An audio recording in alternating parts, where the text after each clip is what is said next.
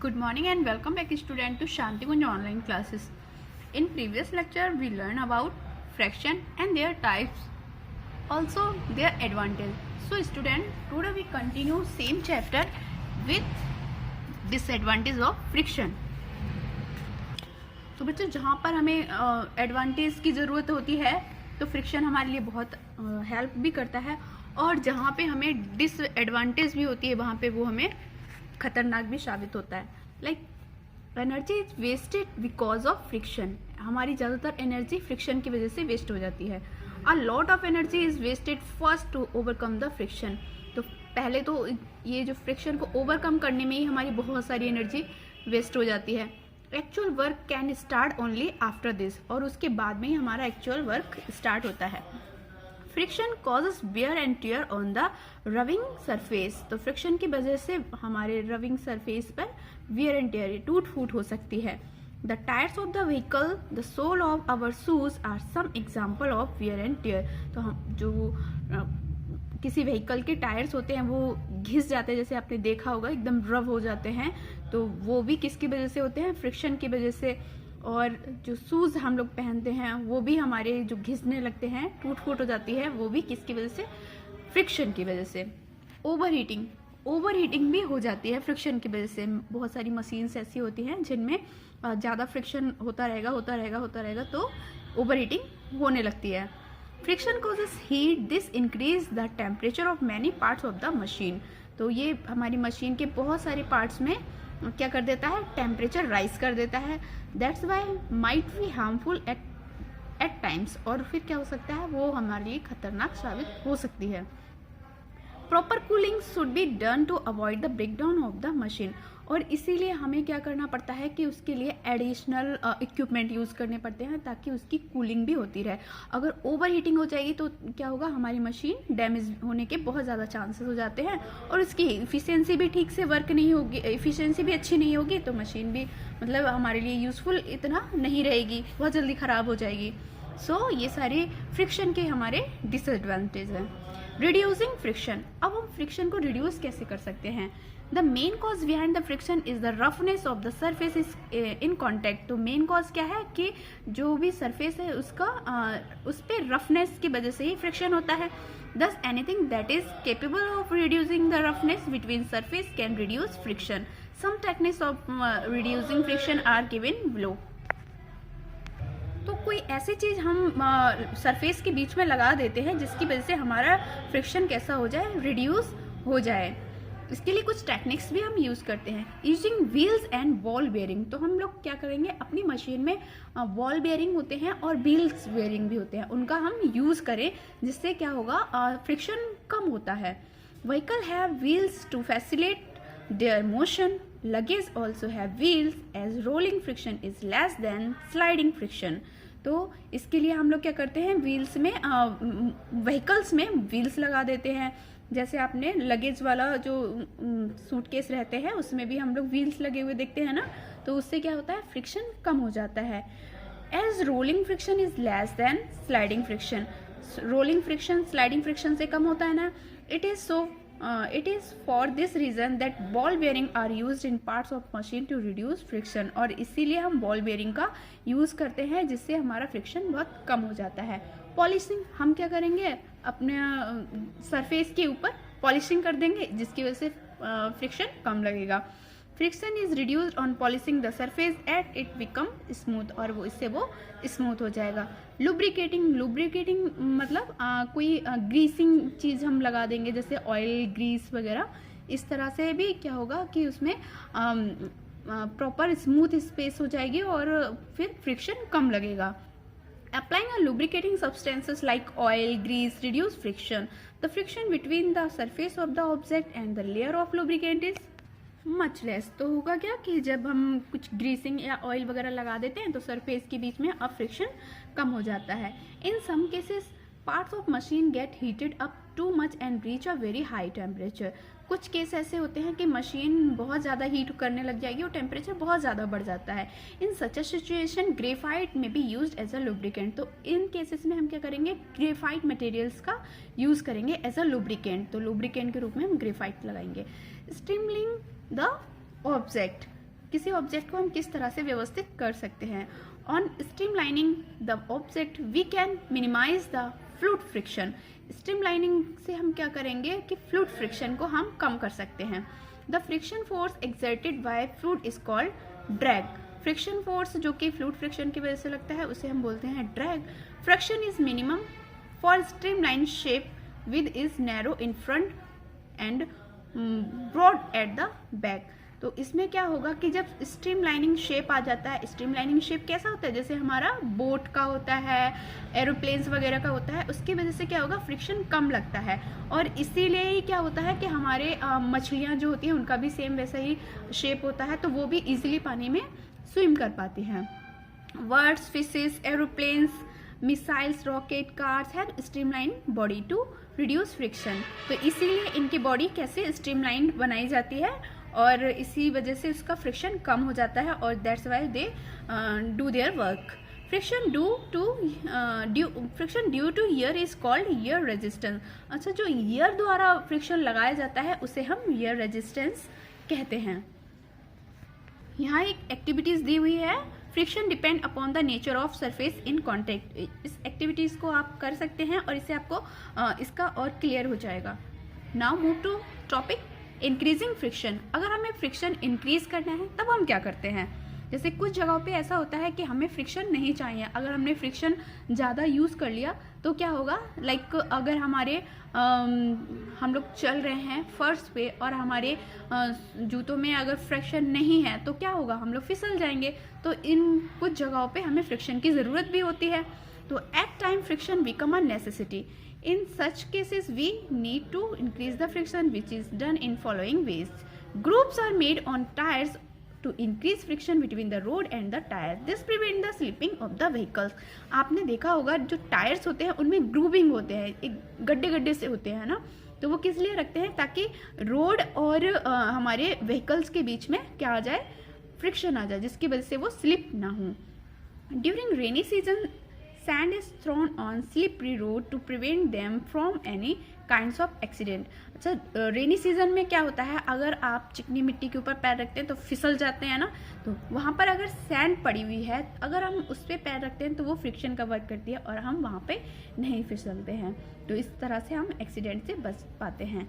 Athlete wear shoes with spikes to increase their grip on the ground. जो athletes होते हैं वो भी अपने शूज़ कैसे पहनते हैं कि उसमें थोड़ी से स्पाइक्स हों और जिसकी वजह से वो ग्राउंड और उनके शूज़ के बीच में फ्रिक्शन ले आता है, जिसकी वजह से वो लोग स्लिप नहीं हो पाते हैं।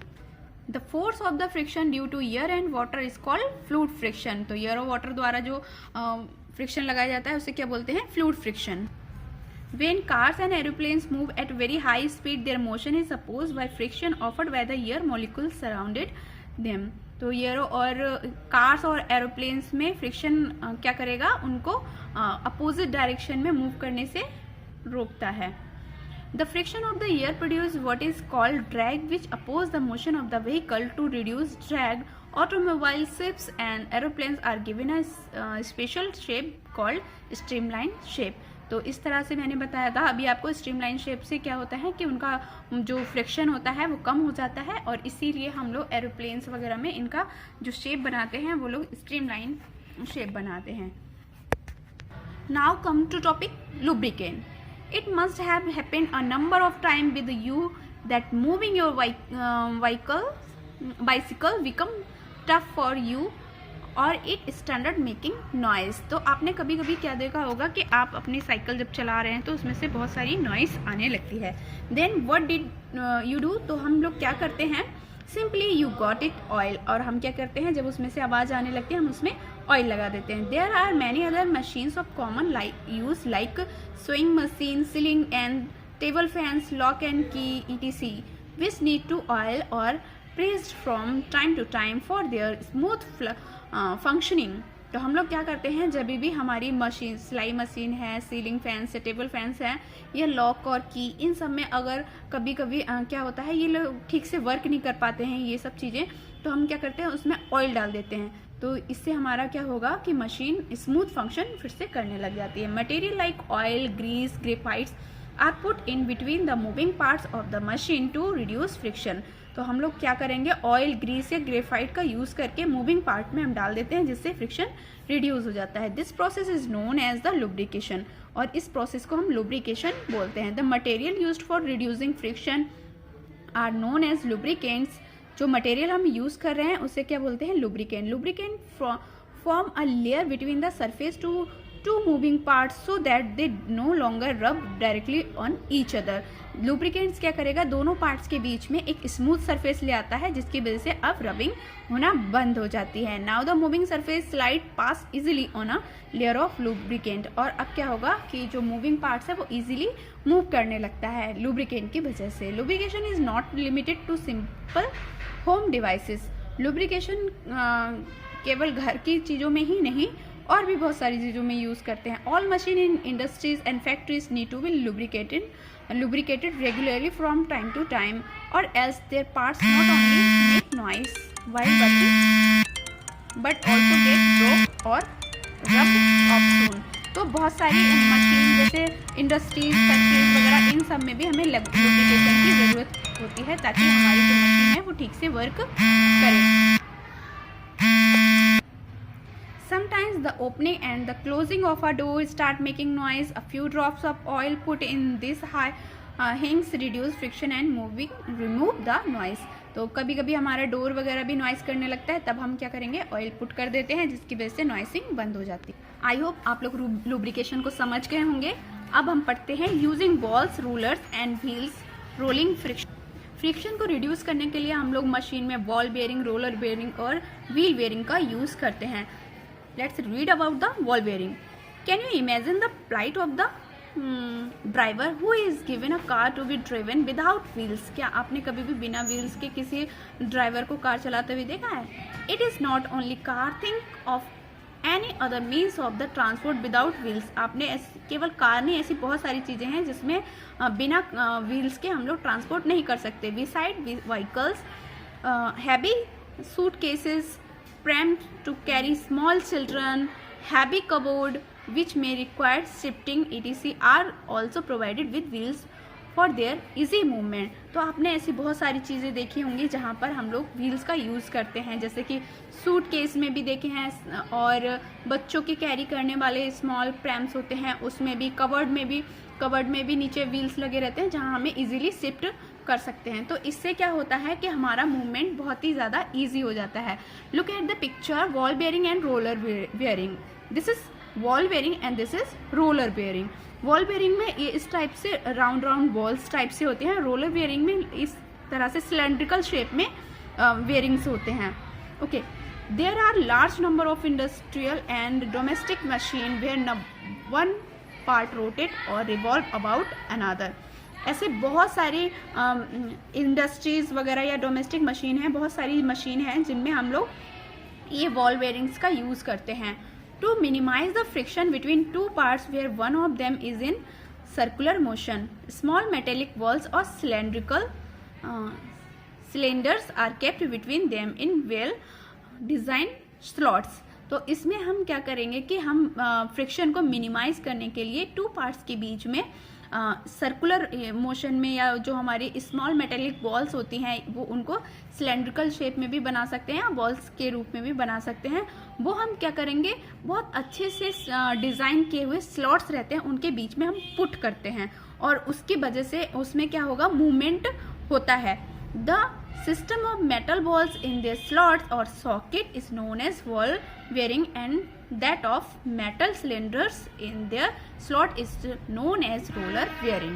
तो जो हम सिस्टम बनाते हैं लाइक दिस, इसमें ये जो बॉल्स मैंने बताए थे, ये पूरे सिस्टम को हम क्या बोलेंगे, बॉल बेयरिंग, या इसे क्या बोलेंगे हम, रोलर बेयरिंग। तो ये हम कैसे स्लॉट्स में, ये दिख रहे हैं ना आपको स्लॉट्स, इनके अंदर ही तो हम लोग इनमें लगा रखा है, तो इसे ही हम पूरे को क्या बोलेंगे, बॉल बेयरिंग या roller bearing. Ball bearing and roller bearing are commonly used in fans, wheels और vehicle, electrical motors, water pumps and gears।